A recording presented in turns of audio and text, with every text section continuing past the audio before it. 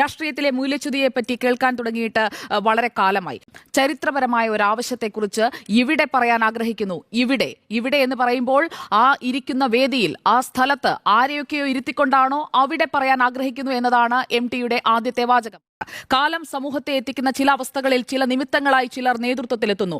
ഉത്തരവാദിത്തത്തെ ഭയത്തോടെയല്ലാതെ ആദരവോടെ സ്വീകരിച്ച് എല്ലാ വിധത്തിലുമുള്ള അടിച്ചമർത്തലുകളിൽ നിന്ന് മോചനം നേടാൻ വെമ്പുന്ന ഒരു സമൂഹത്തിന്റെ സൃഷ്ടി ലക്ഷ്യമാക്കുന്ന ഒരു നേതാവിന് എന്നും പുതിയ പഥങ്ങളിലേക്ക് ചിന്തയും പുതിയ ചക്രവാളങ്ങളിലേക്ക് വീക്ഷണവും അയച്ചുകൊണ്ടേയിരിക്കണം. അപ്പോൾ നേതാവ് ഒരു നിമിത്തമല്ലാതെ ചരിത്രപരമായ ഒരു ആവശ്യകതയായി മാറുന്നു.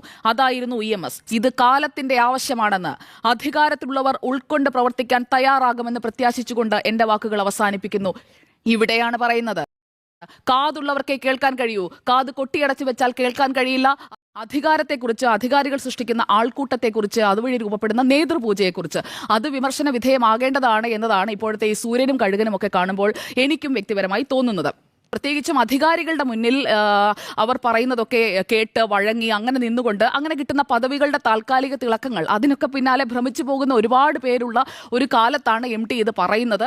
ഇതല്ല അദ്ദേഹം ഉദ്ദേശിച്ചതെന്ന് സ്ഥാപിക്കാൻ ശ്രമിക്കുന്നവരെ പറഞ്ഞു തിരുത്താൻ ശ്രമിക്കുന്നത് നമ്മൾ വെറുതെ അധര വ്യായാമം നടത്തുകയല്ലാതെ അതുകൊണ്ട് പ്രത്യേകിച്ച് പ്രയോജനം ഉണ്ടാകുമെന്ന് ഞാൻ കരുതുന്നില്ല. എന്തായാലും MT വാസുദേവൻ നായരെ പോലെ ഒരാൾ ഇത് തുറന്നു പറഞ്ഞത് അത് ഞാൻ പൂർണ്ണമായും ഉൾക്കൊള്ളുന്നു. അങ്ങനെ ഒരു കാലത്ത് ജീവിക്കാൻ കഴിഞ്ഞത് നമ്മുടെ ഒരു രാഷ്ട്രീയ സംസ്കാരത്തിന് ഏറ്റവും ഉചിതമായ ഒന്നാണെന്നും ഞാൻ കരുതുന്നു. ഇതിൽ ആത്മപരിശോധന നടത്തുമോ എന്ന ചോദ്യത്തിന് നടത്താനുള്ള സാധ്യതയില്ല. ഇടതുപക്ഷത്തിനെതിരെ സാംസ്കാരിക രംഗത്ത് നിന്ന് ഇക്കാലയളവിൽ കാര്യമായ വിമർശനമൊന്നും ഉയർന്നു വരാത്തതും കൂടി നമ്മൾ ഈ ഘട്ടത്തിൽ ചേർത്ത് വായിക്കേണ്ടതുണ്ട്.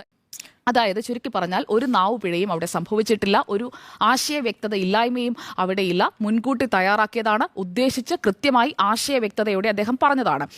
പോലെ ഒരു വീരാരാധന ധ്വനിപ്പിക്കുന്ന തരത്തിലുള്ള പദപ്രയോഗങ്ങൾ, പാട്ടുകൾ അതൊക്കെ വരികയാണ്. അതൊക്കെ ഈ കാലഘട്ടത്തിൽ ഇതൊക്കെ അത്ര വലിയ കാര്യമാണോ, അതൊക്കെ സ്വാഭാവികമായി സംഭവിക്കുന്നതല്ലേ എന്ന വാദത്തോടുകൂടി പ്രധാനപ്പെട്ട നേതാക്കൾ തന്നെ രംഗത്ത് വരുന്നത് അത് EMS വിഭാവനം ചെയ്ത രീതിയിലുള്ള സംഭവങ്ങളല്ല സംഭവിക്കുന്നത്.